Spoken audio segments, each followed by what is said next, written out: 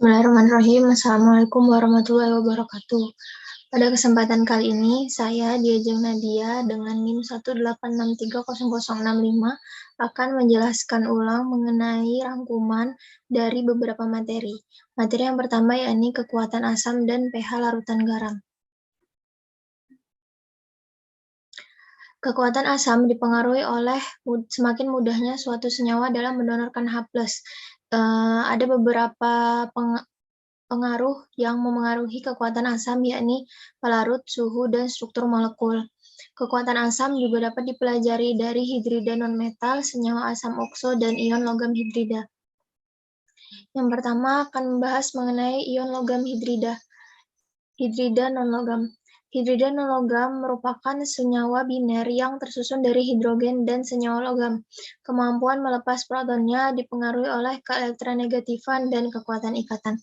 Seperti gambar di samping bahwa keelektronegatifan dalam tabel periodik dari kiri ke kanan akan semakin meningkat dan keasaman meningkat. Hal tersebut mengakibatkan semakin mudahnya atom tersebut dalam melepas H+. Dan kekuatan ikatan dalam tabel periodik dari atas ke bawah semakin berkurang. Hal tersebut disebabkan semakin panjang ikatan, maka kekuatan ikatannya akan berkurang sehingga akan mempermudah senyawa dalam melepas H+. Yang kedua akan membahas mengenai asam okso. Jadi asam okso sendiri itu merupakan senyawa yang tersusun dari atom H, O, dan unsur lain. Pada senyawa asam okso H akan berikatan dengan O. Sifat keasaman dipengaruhi oleh keelektronegatifan dan tidak dipengaruhi oleh panjang ikatan. Seperti yang telah dijelaskan sebelumnya bahwa keelektronegatifan dari kiri ke kanan akan semakin meningkat. Sedangkan panjang ikatan yang dipengaruhi oleh kekuatan ikatan dari atas ke bawah akan semakin berkurang. Asam okso dibagi menjadi dua, yakni tersusun dari jumlah O yang sama dan tersusun dari jumlah O yang berbeda. Kekuatan asam meningkat karena elektronegativitas meningkat sehingga akan semakin mudah melepas H+. Itu pengertian dari asam okso yang tersusun dari jumlah O yang sama. Contohnya O-nya ada 1 dan berikatan dengan HOI, kemudian HOBr dan HOCl, maka kekuatan asamnya meningkat karena elektronegativitas meningkat sehingga semakin mudah melepas H+. Maka lebih kecil HOI daripada HOBr dan daripada HOCl, maka HOCl adalah kekuatan asam yang paling tinggi. Kemudian pengertian dari asam okso yang tersusun dari jumlah O yang berbeda, yakni semakin banyak O, maka akan terjadi pergeseran densitas elektron sehingga H+ akan mudah dilepas. Seperti dilihat bahwa senyawa yang di sebelah kanan lebih besar, lebih banyak O-nya daripada senyawa yang di sebelah kiri, yakni HOCl. Maka senyawa yang di sebelah kanan akan terjadi pergeseran densitas elektron, sehingga H+ yang paling ujung ini, yang paling pojok ini mudah untuk dilepas. Ion logam yang terhidrasi. Logam yang terlarut dalam air dapat bersifat asam karena terdapat transfer H+ ke dalam air. Contohnya yakni senyawa LNO3 2 kali dilarutkan dalam H2O terbentuk menjadi ion Al H2O 6 kali 3 plus 3NO3-. Kemudian di bawahnya ada juga ini ion AlH2O6 3 plus 3NO3- menjadi AlH2O 5 kali OH2 plus H3O plus. Oksida basa, asam, dan amfoter. Senyawa oksida adalah senyawa yang memiliki setidaknya satu atom O dan satu atom lain. Oksida asam akan membentuk asam dalam air. Contohnya yakni CO2 plus H2O menjadi H2CO3. Oksida non-logam yang memiliki biloks tinggi tidak dapat menjadi oksida asam. Sedangkan oksida basa akan membentuk basa dalam air. Contohnya ini BaO plus H2O menjadi BaOH2. Seperti diketahui bahwa barium hidroksida merupakan senyawa basa kuat. Semua logam oksida alkali dan alkali tanah kecuali BeO adalah basa. Oksida amfoter akan membentuk asam dalam air. yang dapat bersifat asam atau basa dalam air. Beberapa oksida logam pada golongan 2A dan 4A adalah amfoter. Contohnya yakni aluminium trichloride dilarutkan dengan HCl menjadi AlCl3 plus 3H2O, yang AlCl3 ini bersifat basa. Kemudian juga Al2O3 dilarutkan dengan natrium hidroksida dan air menjadi NaAlOH4, yakni bersifat asam. Sifat asam basa dari larutan garam. Garam merupakan senyawa ionik yang terbentuk dari reaksi asam dan basa. Sifat asam basa larutan garam yakni apabila asam kuat dan basa kuat menjadi netral. Asam kuat dan basa lemah menjadi larutan asam. Asam lemah dan basa kuat menjadi larutan basa. Asam lemah dan basa lemah menjadi larutan asam atau basa. Asam poliprotik dan basa kuat akan menjadi larutan asam atau basa. Hal ini dipengaruhi dari kuat tidaknya senyawa yang memengaruhi, sehingga hasilnya juga akan berpengaruh terhadap senyawa yang lebih dominan tersebut.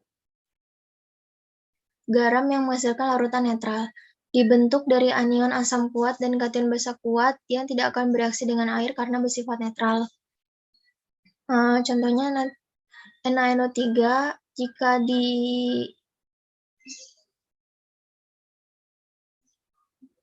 uraikan, jika direaksikan maka akan menjadi Na+ plus NO3-, di mana larutan ini adalah netral.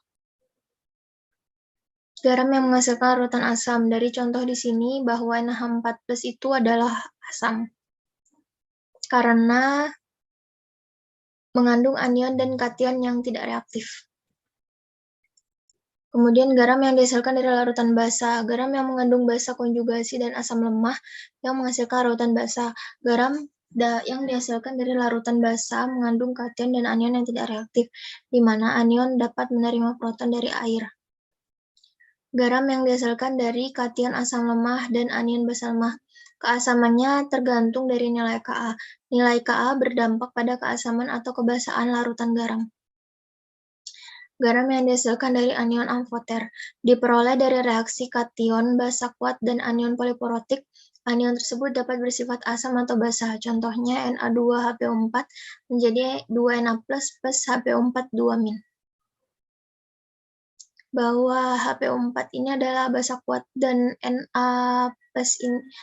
HPO4 ini adalah anion poliporotik dan 2Na+ ini adalah basa kuat.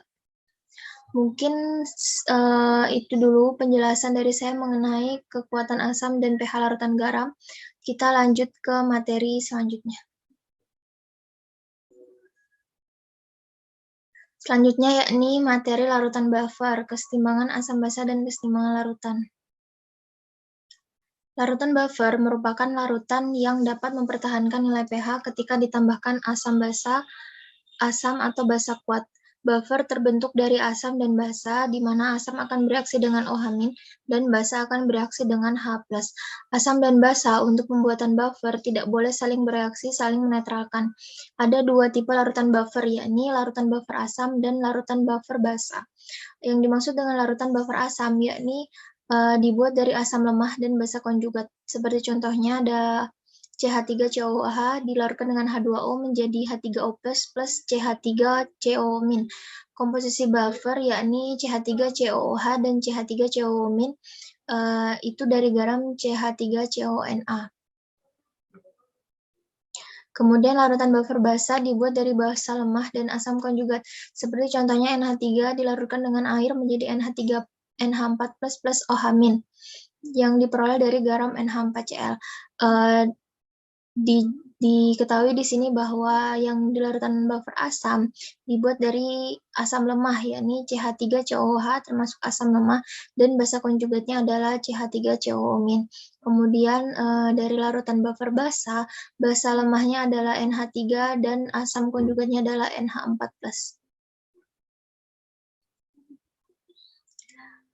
Kemudian di sini kita ketahui asam asetat merupakan asam lemah, sehingga kesetimbangannya akan mengarah ke reaktan. Pembentukan ionnya menjadi kecil atau tidak banyak. Untuk meningkatkan pembentukan ion asetat, maka ditambahkan sodium asetat atau natrium asetat sehingga menjadi CH3COO- plus Na+. Kemudian di sini kita ketahui bahwa amonia merupakan basa lemah sehingga kesetimbangannya mengarah ke reaktan. Pembentukan ionnya sedikit sehingga untuk meningkatkan pembentukan ion ditambahkan dengan amonium klorida atau NH4Cl sehingga terjadi NH4+ plus Cl-. Persamaan Henderson-Hasselbalch. Diketahui dari senyawa ini yakni Ha atau suatu asam direaksikan dengan H2O menjadi H3O+ dan amin. Amin di sini adalah anion asam. Menjadi Ha menjadi H+ plus amin. Diketahui Ka-nya berarti konsentrasi produk dibagi konsentrasi reaktan. Maka konsentrasi produk H+ sama dengan Ka dikali konsentrasi reaktan per konsentrasi produk amin. Kemudian dua sisi dikalikan min log. Menjadi min log konsentrasi H+ sama dengan min log Ka kali min log konsentrasi Ha atau reaktan per konsentrasi amin atau produk. Maka didapatkan nilai untuk mencari pH yakni pKa min log Ha per amin atau pH sama dengan pKa plus log amin per AH. Jadi di sini perbedaannya bahwa min log atau dikurangi log jika konsentrasi reaktan dibagi dengan konsentrasi produk amin. Ditambah jika konsentrasi produk dibagi dengan konsentrasi reaktan. Kemudian ada yang dinamakan dengan kapasitas buffer. Kapasitas buffer merupakan kemampuan buffer dalam mempertahankan pH ketika ditambahkan asam atau basa kuat. Kemampuan tersebut dipengaruhi oleh konsentrasi dari komponen penyusun buffer atau absolut dan relatif konsentrasi. Kemudian apa yang dimaksud dengan buffer range atau range buffer? Merupakan range pH atau rentang pH di mana buffer akan bekerja secara efektif. Range buffer bereaksi dengan komponen konsentrasi relatif buffer. Apabila rasio asam dan basa penyusunnya jauh dari 1, maka buffer tersebut kurang efektif, sehingga buffer capacity yang dimiliki juga rendah. Kemampuan efektif range buffer adalah kurang lebih 1 pH saja. Berarti buffer range dan buffer capacity itu berbanding lurus. Kemudian apa yang dimaksud dengan konsentrasi absolut? Semakin tinggi konsentrasi komponen buffer, maka kapasitas buffernya semakin bagus. Contoh seperti ini. Buffer 1 dari 1 molar CH3COOH plus 1 molar CH3COO- dalam 1 liter memiliki pH 4,74. Sedangkan buffer 2, 0,1 molar CH3COOH ditambah 0,1 molar CH3COO- dalam 1 liter dan dengan pH yang sama. Kedua buffer tersebut memiliki pH yang sama, namun buffer 1 kemampuannya lebih baik dalam mempertahankan pH. Hal ini dikarenakan konsentrasi penyusun buffer 1 lebih pekat daripada konsentrasi penyusun di buffer 2. Relatif konsentrasi atau konsentrasi relatif. Apabila konsentrasi antara komponen buffer saling berdekatan atau hampir sama, maka kapasitas buffernya semakin baik. Contohnya yakni ada senyawa buffer 1 tersusun dari 1 molar Ha plus 1 molar amin ditambahkan 0,01 mol OH- dalam 1 liter buffer. Persen perubahan pH yang dihasilkan adalah 2%, sedangkan di senyawa buffer 2 tersusun dari 0,2 molar Ha plus 1,75 molar amin ditambahkan 0,01 mol OH- dalam 1 liter buffer dan persen perubahan yang dihasilkan adalah 4,7%. Disimpulkan bahwa buffer 1 memiliki kemampuan lebih besar dalam mempertahankan pH karena komponen penyusun buffernya memiliki konsentrasi yang tidak jauh berbeda atau hampir sama.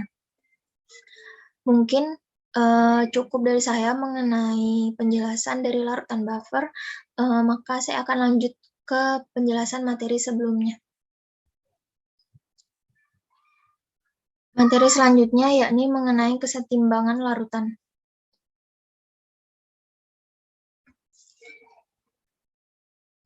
Pendahuluan. Banyak zat-zat terlarut memiliki batasan untuk larut pada pelarut tertentu, termasuk dalam senyawa ionik. Ketika senyawa ionik dilarutkan dalam air, senyawa ion tersebut akan mengalami ionisasi untuk menjadi ion-ion penyusunnya. Contohnya seperti NaCl menjadi Na+ plus Cl-. Ketika suatu senyawa ion yang dilarutkan dalam air dengan jumlah yang berlebih, maka larutannya akan menjadi jenuh. Jadi apabila NaCl dilarutkan dalam H2O, namun konsentrasi NaCl itu berlebih, maka NaCl akan jenuh atau mengendap, membentuk endapan garam. Begitu juga contohnya dengan gula, contoh sederhananya. Nah, ini penjelasan mengenai produk ion atau QSP. Ketika senyawa ionik dilarutkan dalam air, ia akan menghasilkan ion-ion. Contohnya tadi NaCl atau gula atau asam asetat. Produk ion atau Q mempresentasikan konsentrasi molar dan ion-ion yang terbentuk dengan konsentrasi tersebut dipengaruhi oleh koefisien stoikiometri.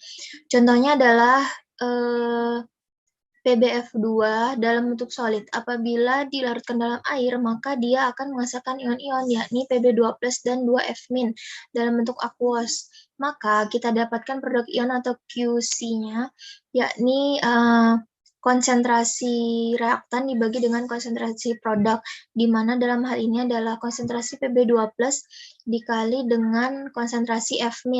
Nah, koefisien F di sini pada produk akan menjadi pangkat dalam rumusnya, kemudian dibagi dengan konsentrasi dari reaktan, yakni PbF2. Didapatkan bahwa QC dikali konsentrasi PbF2 sama dengan konsentrasi Pb2+ plus konsentrasi F- pangkat 2. Sehingga didapatkan QSP sama dengan konsentrasi Pb2+ dikali dengan konsentrasi F- pangkat 2. Ketika larutan tersebut sudah jenuh, maka nilai QSP akan sama dengan konstanta kelarutan dalam produk atau KSP. Selanjutnya, konstanta kelarutan. KSP adalah hasil kali konsentrasi molar ion-ion dalam larutan jenuh, yang dipangkatkan ke pangkat yang sesuai. KSP tidak bergantung pada konsentrasi individu, melainkan bergantung kepada temperatur. Maka, yang memengaruhi KSP adalah temperatur, tapi bukanlah konsentrasi. KSP digunakan untuk keseimbangan kelarutan senyawa ionik yang sedikit larut.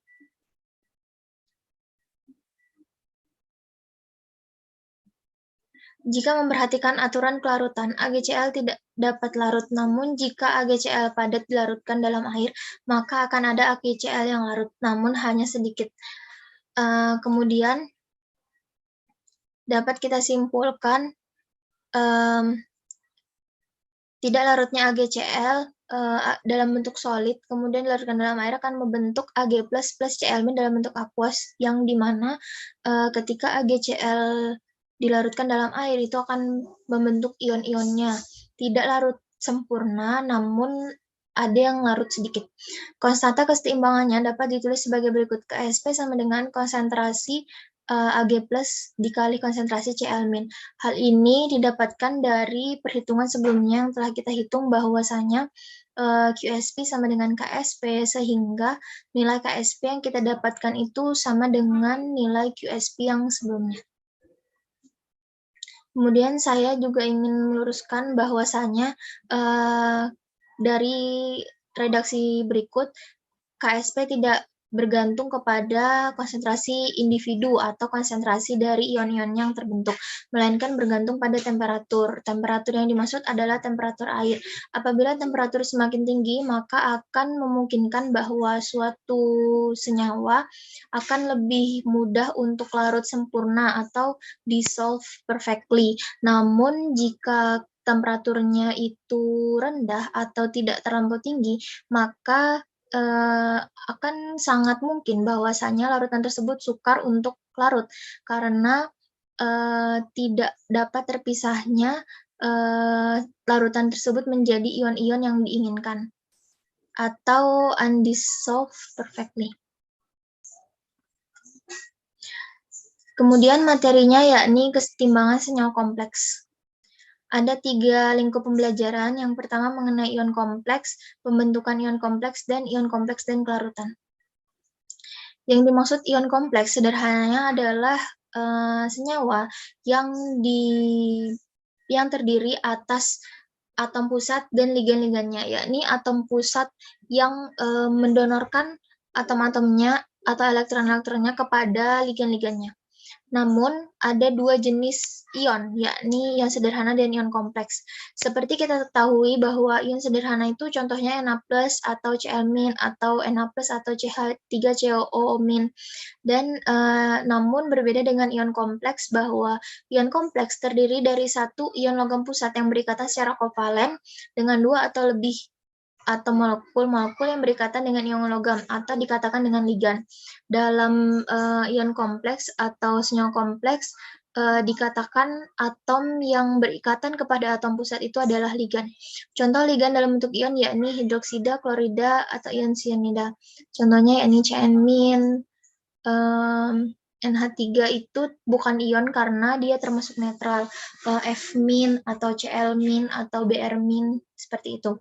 Ligan juga dapat berbentuk molekul, yakni air, karbon monoksida, dan NH3.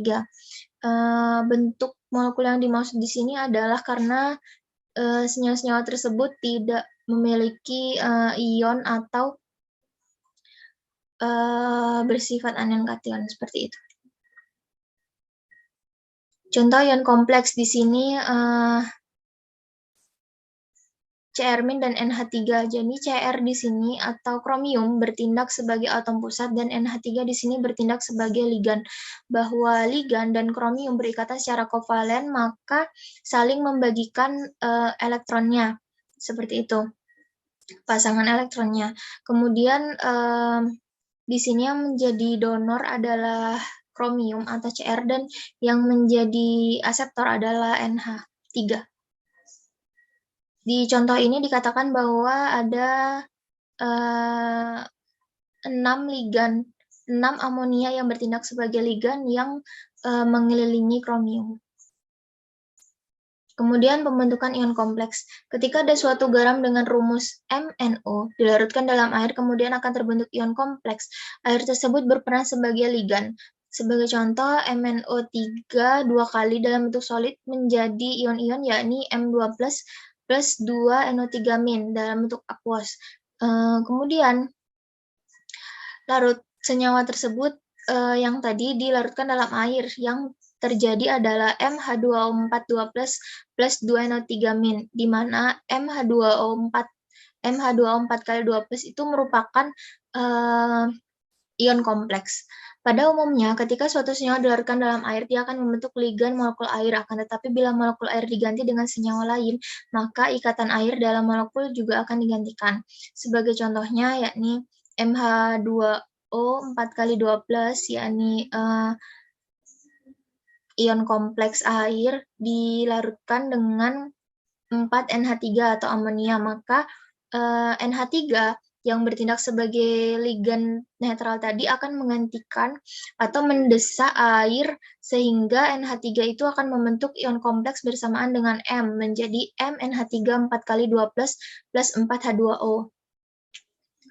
Karena hal tersebut yang memengaruhi yakni dari kekuatan ligan.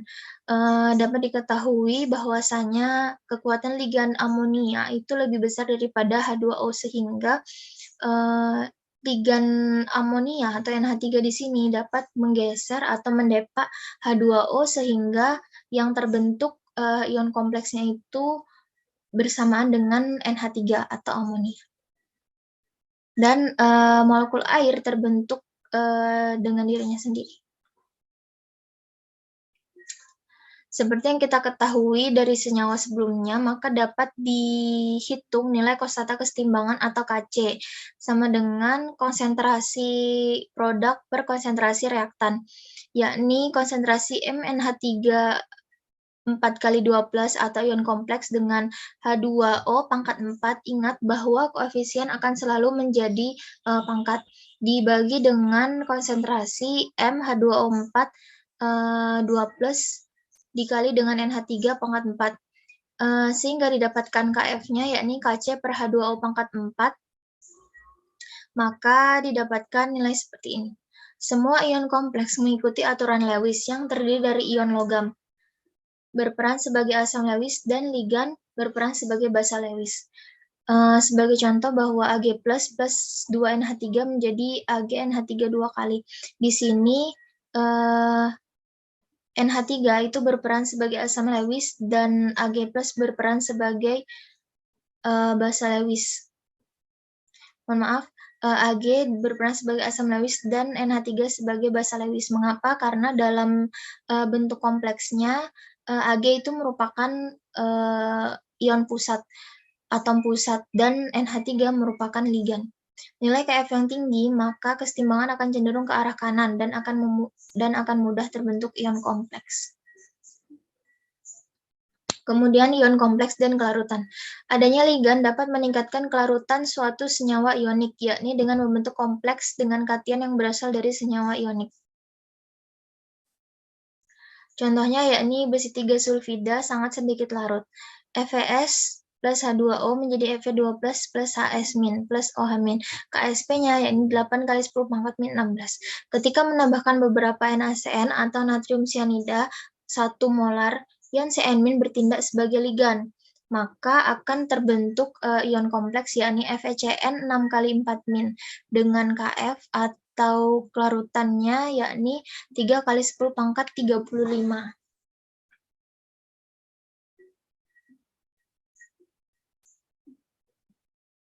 Hal ini karena ditambahkannya ligan. Pada contoh yang pertama, itu tidak ada senyawa yang atau ion yang bertindak sebagai ligan.